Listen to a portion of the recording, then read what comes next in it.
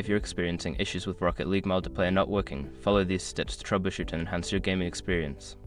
Step 1. Check server status. Visit the official Rocket League server status page to see if there are any ongoing outages or maintenance. If the servers are down, you will need to wait until they are back online. Step 2. Restart your game. Close Rocket League completely and restart it.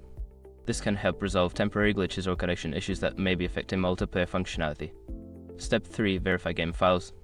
If you're playing on Steam or Epic Games, use the built-in feature to verify the integrity of game files.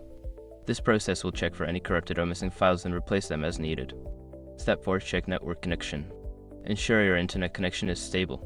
You can do this by running a speed test or restarting your router. A stable connection is crucial for smooth multiplayer gameplay. Step 5. Update game and drivers. Make sure Rocket League is updated to the latest version. Additionally, check for updates for your graphics card drivers, as outdated drivers can lead to performance issues in games. By following these steps, you should be able to resolve issues with Rocket League multiplayer. If problems persist, consider reaching out to support forums or the game's customer service for further assistance.